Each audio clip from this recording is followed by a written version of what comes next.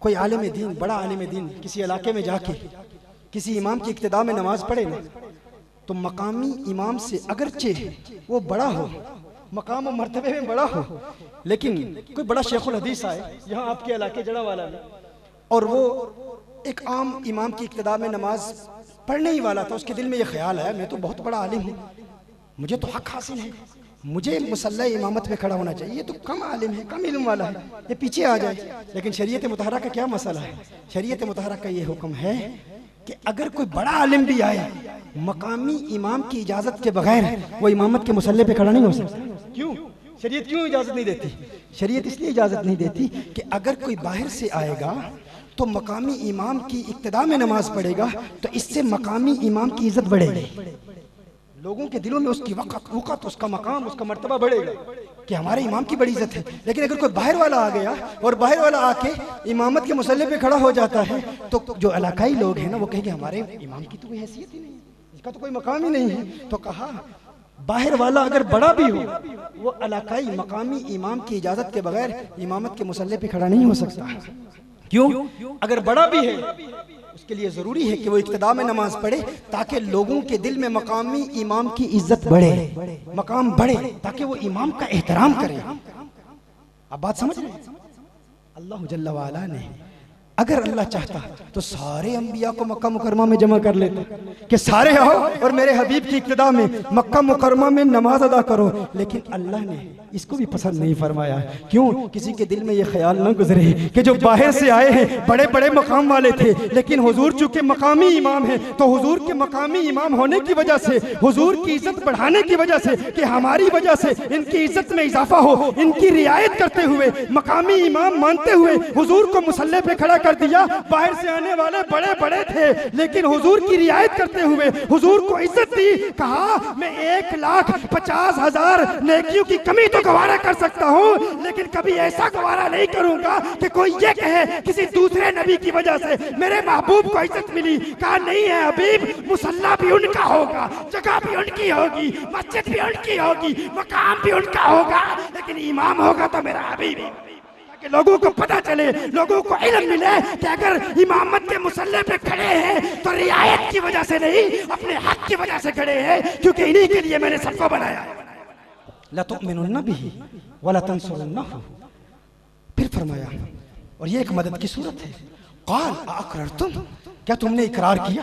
अब देखिए आज की इस महफिल में तिलावत हुई है कि नहीं? शुरू में तिलावत हुई, कितनी मर्तबा तिलावत हुई? एक ही तिलावत हुई है, सिर्फ एक तिलावत। और नाते कितनी पढ़ी है? बहुत सारी पढ़ी है। मैं भी तो नात ही पढ़ रहा हूँ, काफी देर से नात पढ़ रहा हूँ। हर चंद के मंजूम कलाम के बाद किसी नसार का नसरी कलाम पेश करना बड़ा मुश्किल होता है, लेकिन आप माशाल्लाह इल्मी ज़ौक़ रखते हैं इसलिए सुन रहे हैं। तो ये भी नात है भाई, एक तिलावत कुरान और बेशुमार नात, ये क्यों है? ये सबक भी हमने कुरान से सीखा है। देखिए अल्लाह इरशाद फरमाता है, वो मैंने पहले बताया था ना, जब अल्लाह ने अपनी जात के हवाले से पूछा अलस्तु बिरब्बिकुम, क्या मैं तुम्हारा रब हूँ? क्या मैं तुम्हारा रब नहीं हूँ? अलस्तु बिरब्बिकुम क़ालू बला, सबने कहा है अल्लाह तू हमारा रब है। इस हवाले से फिर अल्लाह ने कोई और सवाल नहीं किया, अपने रब होने के हवाले से सिर्फ एक ही सवाल, एक ही जवाब, क्या मैं तुम्हारा रब नहीं हूँ? या अल्लाह तू रब है? एक सवाल एक जवाब, एक ही तिलावत हुई आज की महफिल में। अब जरा नाते मुस्तफा को देखें, अल्लाह इरशाद फरमा रहा है, वइज़ा अख़ज़ल्लाहु मीसाक़न नबिय्यीन लमा अतैतुकुम मिन किताबिन व हिकमतिन सुम्मा जाअकुम रसूलुन मुसद्दिकुन लिमा माअकुम। अब नाते सुने, लतुमिनुन्न बिही, लामे तौकीद भी है, नून तौकीद सकीला भी है, 3 ताकीदें इसमें, वला तंसुरुन्नहु 3 ताकीदें इसमें, 3 और 3 6। फिर फरमाया क़ाल अक़ररतुम, क्या तुमने इकरार किया?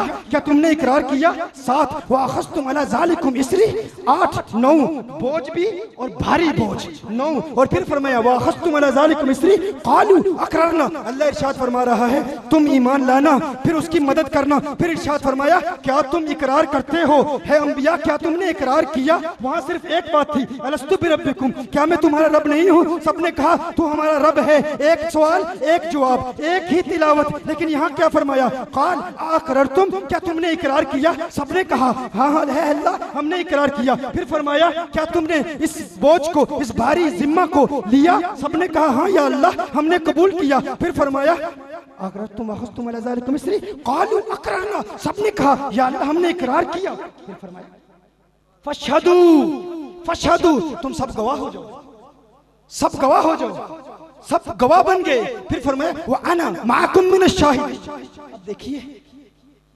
अल्लाह की वहदानियत के लिए, अल्लाह के रब होने के लिए सिर्फ एक सवाल, और हुजूर के हवाले से जब सबसे वादा लिया तो 12 तकीदे, ये 12वीं की निस्बत से 12 तकीदे, 12 तकीदे।